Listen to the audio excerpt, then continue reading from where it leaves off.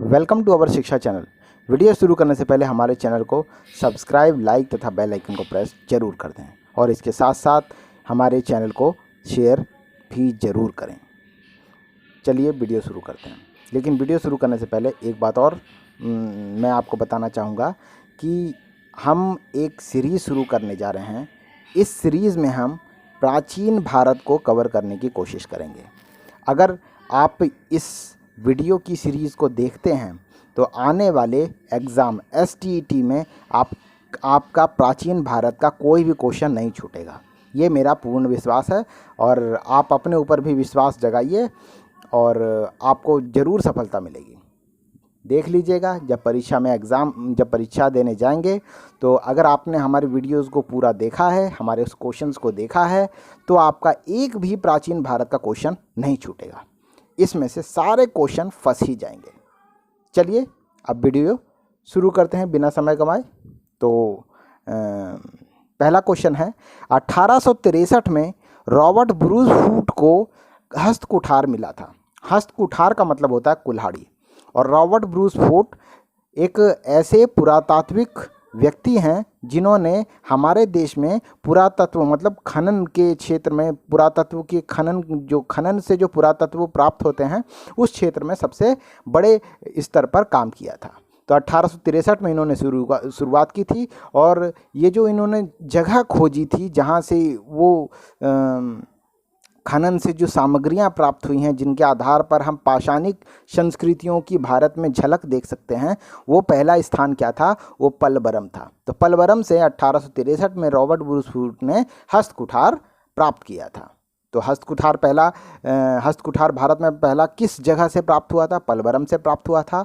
और वो व्यक्ति कौन था जिसके द्वारा ये हस्तकुठार प्राप्त हुआ? वो रॉबर्ट ब्रूस वुड था। और कब हुआ था? 1863। ये तीनों ही बातें बहुत महत्वपूर्ण हैं क्योंकि आगे क्वेश्चंस में ये रिपीट होगा। चलिए आगे बढ़ते हैं।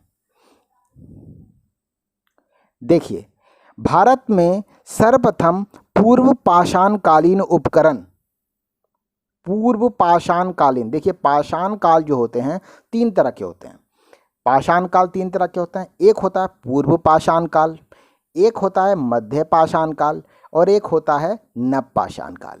और जो पूर्व पाषाण काल है वो भी तीन तरह का होता है।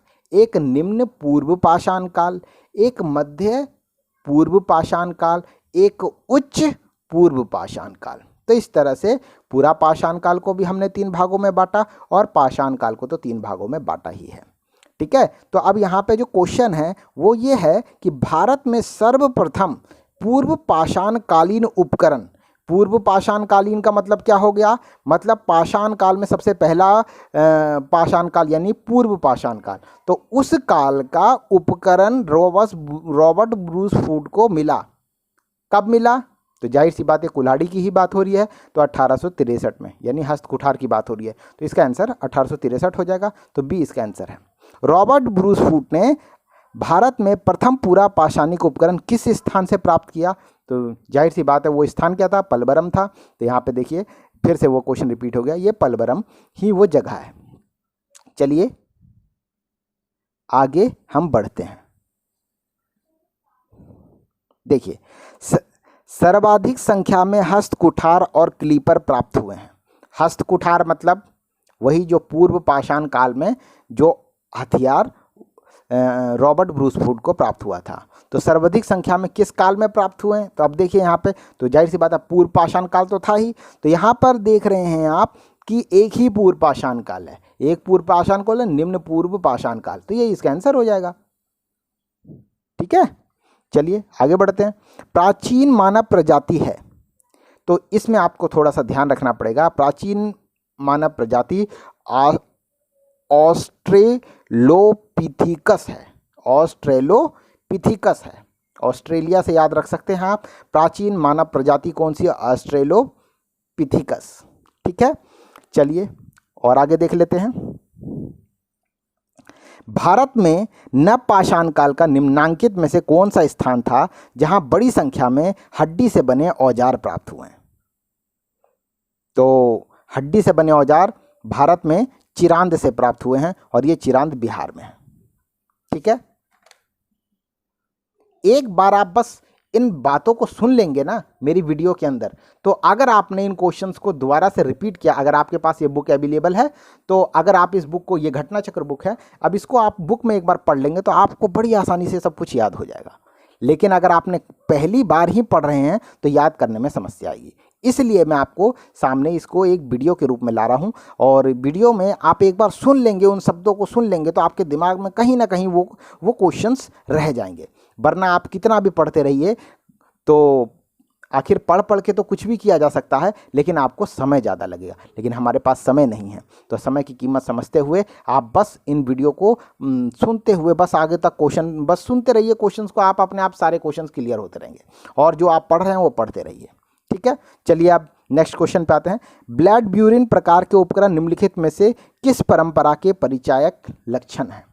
ब्लेड ब्यूरिन का मतलब क्या होता है? ब्लेड ब्यूरिन का मतलब होता है जब औजारों में धारदार औजारों का इस्तेमाल होने लगता है तो उसे ब्लेड ब्यूरिन कहते हैं। तो ब्लेड ब्यूरिन उपकरण किस परंपरा के परिचायक लक्षण है? मतलब ब्लेड ब्यूरिन का जो आविष्कार है किस काल में ब्लेड ब्यूरिन जैसे हथियार इस्तेमाल होने लगे थे? तो जाहिर सी बात है कि पूर्व पाषाण काल में औजारों का इस्तेमाल बहुत ज़्यादा होने लगा था, और क्योंकि वो शिकार पे ही भी इस काल है, तो उस काल में औजारों का इस्तेमाल तो होता ही था, लेकिन उस काल को भी 3 भागों में विभाजित किया गया है। एक निम्न पुरापाषाण काल, एक मध्य पुरापाषाण काल और एक उच्च पुरापाषाण काल। तो आखिर ये हथियारों के बेस पे ही क्लासिफिकेशन किया गया है।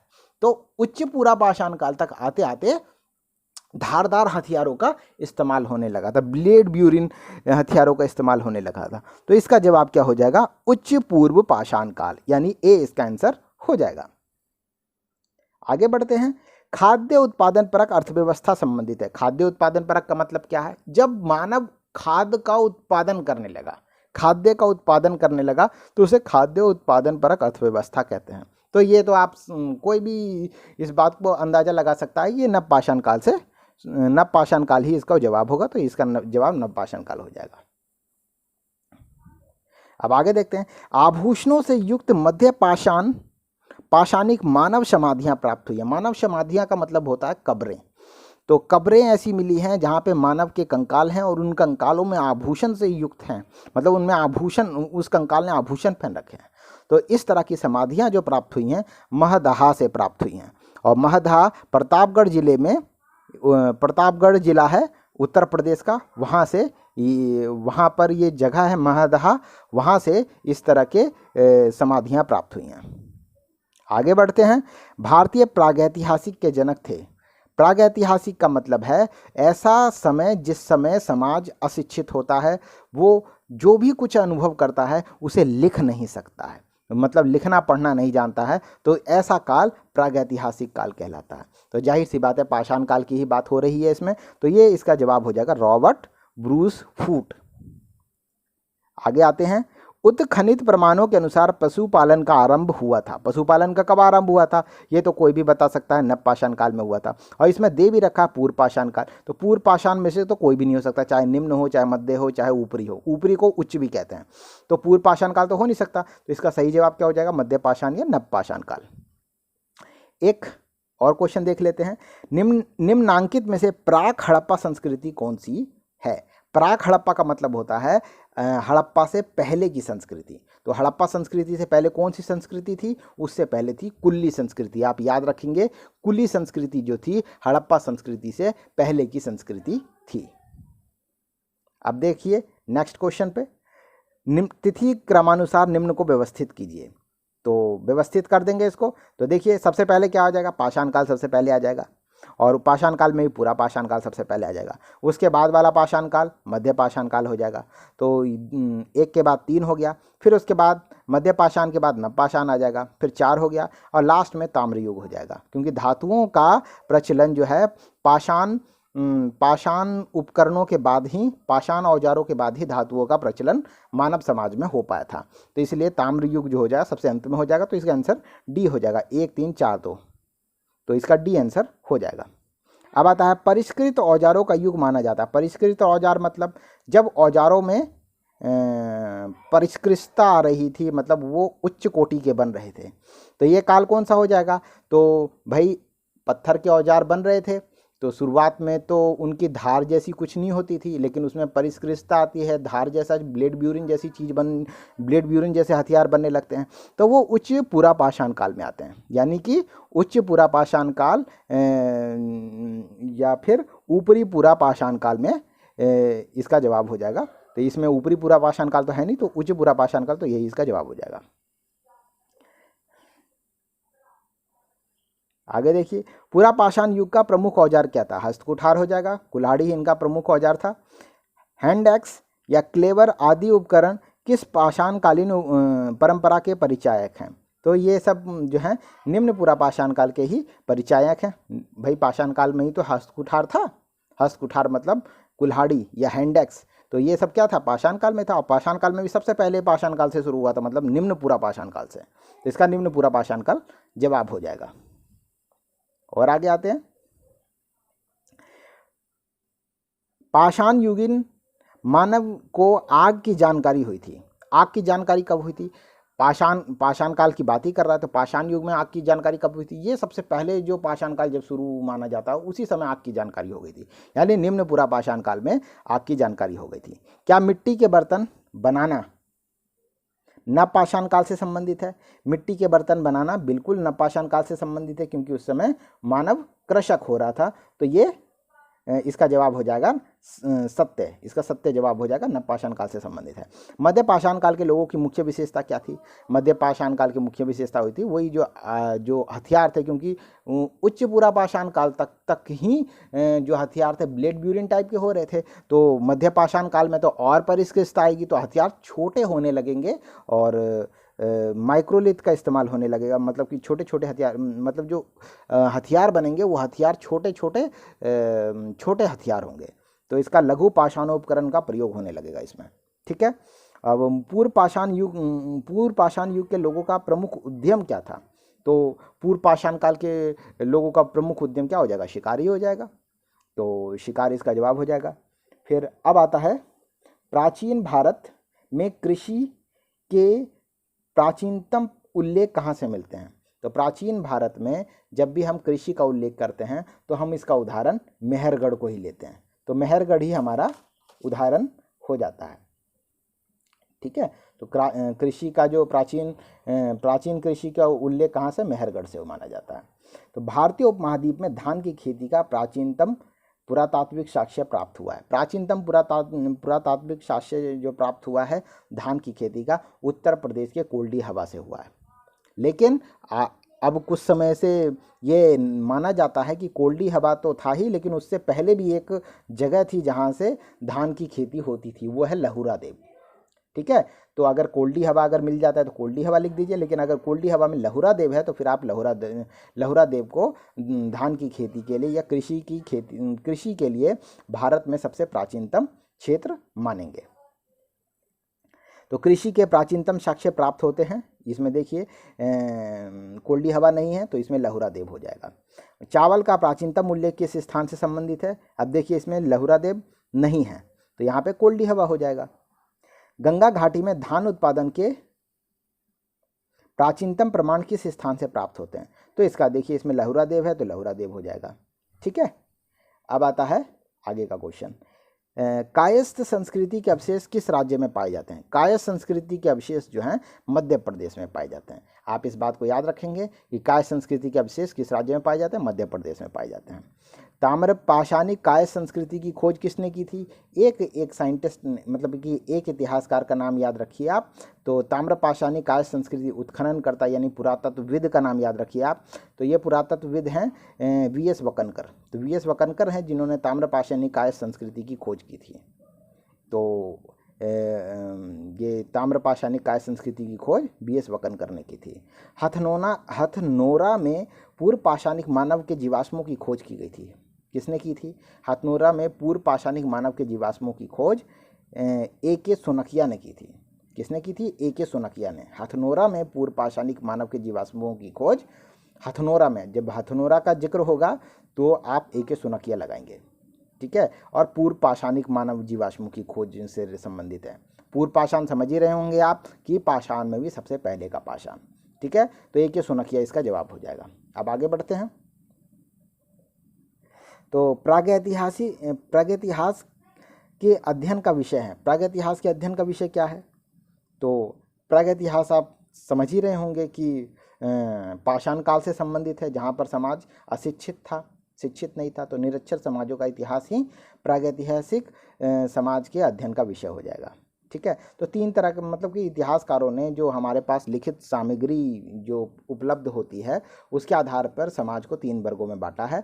एक होता है प्रागैतिहासिक समाज या प्रागैतिहासिक काल। तो प्रागैतिहासिक काल में जो लोग थे वो ना तो साक्षर थे और ना ही शिक्षित थे, और वो अपना कोई भी लिखित विवरण उन्होंने अपना कोई भी लिखित विवरण उपलब्ध नहीं कराया है। उन्होंने कुछ भी लिखा विखा नहीं है। आदि ऐतिहासिक काल में उन्होंने लिखा तो है, लेकिन आज तक वो पढ़ना संभव नहीं हो पाया। जैसे हड़प्पा सभ्यता जो है आदि ऐतिहासिक काल है। और ऐतिहासिक काल जो लिखित सामग्री उपलब्ध हमें हुई भी है, तो वो सभी लिखित सामग्री को हम आसानी से पढ़ सकते हैं, तो इसे हम ऐतिहासिक काल कहते हैं। आगे बढ़ते हैं। जारवे संस्कृति के स्थलों में अधिवास विन्यास का सबसे अच्छा प्रमाण मिला है। कहाँ से मिला है? इनाम गांव से मिला है। इनाम गांव कहाँ पे है? महाराष्ट्र के आसपास ये जगह है। वहाँ से जारवे संस्कृति के अधिविन्यास मतलब कि वहाँ पे जारवे संस्कृति के लोग रहते थे, तो इसका प्रमाण हमें इनाम गांव से मिला है। फसल काटने का आयताकार पाषाण उपकरण हार्वेस्टर। हार्वेस्टर आप जानते होंगे, अगर आप कृषि क्षेत्र से संबंधित है तो हार्वेस्टर का नाम सुना होगा। तो हार्वेस्टर जो था आयताकार पाषाणिक उपकरण है जो कि फसल काटने में इस्तेमाल होता है। तो नवपाषाणिक संस्कृति से प्राप्त हुआ है। मतलब किस नवपाषाणिक संस्कृति से प्राप्त हुआ है? तो नवपाषाणिक संस्कृति है वो है कश्मीर से। तो कश्मीर में जो नवपाषाणिक संस्कृति थी वहाँ पर हार्वेस्टर का इस्तेमाल होता था। अब आगे आते हैं। समाधान में मानव के अवशेषों के साथ कुत्ते बकरे जैसे पालतू पशुओं को दफनाने के साक्ष्य मिले हैं। ये बुर्ज होम से मिले हैं, तो ये भी कश्मीर में है। तो बुर्ज होम से इसके साक्ष्य मिले हैं।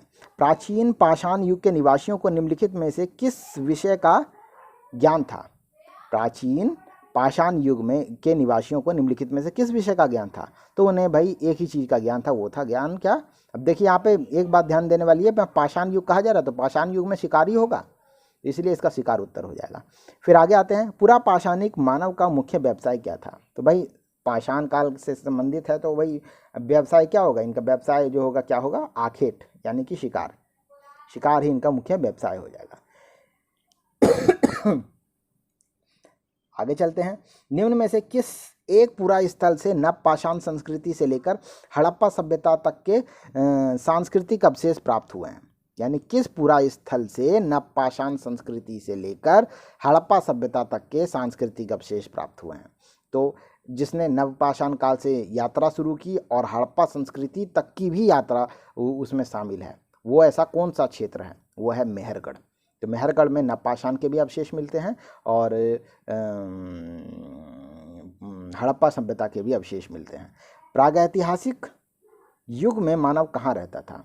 तो प्रागैतिहासिक युग में मानव मचान पर रहता था, कंदराओं में मतलब कि गुफाओं में भी रहता था, झोपड़ियों में भी रहता था, तो इन सभी में वो रहता था। तो इसका जवाब सभी हो जाएगा।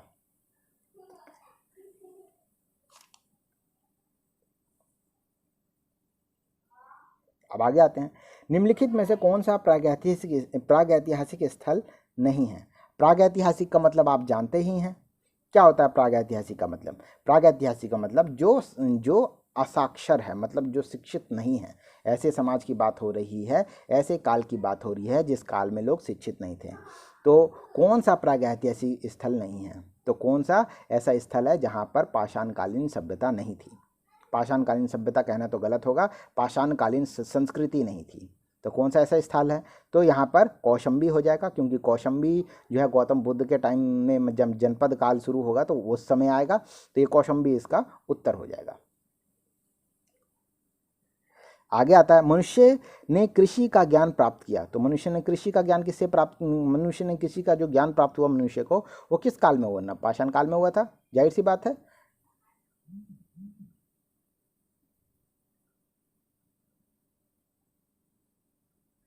अनाज की उपज प्रथम बार प्रारंभ हुई। अनाज की उपज प्रथम बार कब प्रारंभ हुई? अनाज की प्रथम बार उपज जो है नवपाषाण युग में प्रारंभ हुई थी, क्योंकि इसका क्लासिफिकेशन इस आधार पर किया गया है कि कृषि का विकास नवपाषाण काल में हुआ। भीमबेटका प्रसिद्ध है। भीमबेटका किसके लिए प्रसिद्ध है? तो भीमबेटका प्रसिद्ध है शैल चित्रों के लिए, दीवार में जो चित्र बनाए गए हैं उसके लिए भीमबेटका प्रसिद्ध है। तो ये जो दीवार में जो चित्र हैं ये अजंता की गुफाओं से मत ले लीजिएगा, ये भीमबेटका है। यहाँ पर पाषाणकालीन चित्रकारी की गई है, मतलब पाषाण काल में जो मानव रहते थे उन्होंने भीमबेटका की गुफाओं में शैल चित्रों को बनाया है। ठीक है, तो ये हो जाएगा। अब ये लास्ट क्वेश्चन इस चैप्टर का, निम्नलिखित स्थलों में से कौन सा स्थल प्रागैतिहासिक शैल चित्रकला के लिए प्रसिद्ध है? तो प्रागैतिहासिक शैल चित्रकला मतलब, प्रागैतिहासिक मतलब जो कि समाज असभ्य था, अनपढ़ था और पढ़ा लिखा नहीं था, मतलब शिक्षित नहीं था, कुल मिला के कहने का मतलब यह है। तो उस काल की बात हो रही है और शैल चित्रकला की बात हो रही है। तो कौन सा स्थल है जो शैल चित्रकला के लिए प्रसिद्ध है? तो वो शैल स्थल है भीमबेटका। तो इसका जवाब हो जाएगा भीमबेटका। तो आपने एक बड़े ही कम समय में, लगभग 20 मिनट में आप पाषाणकालीन संस्कृति को समझ पाए हैं और उम्मीद है आपको सब कुछ समझ में आ गया होगा। और पाषाण काल से इससे बाहर क्वेश्चन मुश्किल ही पूछा जाता है, और अगर पूछा भी जाता है तो आप अंदाज़ा लगा के उसका जवाब जरूर दे देंगे। तो आप हमारी वीडियो को देखते रहिए और प्राचीन भारत की तो चिंता ही छोड़ दीजिए, आप जरूर प्राचीन भारत से संबंधित प्रश्नों को STET में जरूर सॉल्व कर पाएंगे, ये मेरा पूर्ण विश्वास है। चलिए, धन्यवाद।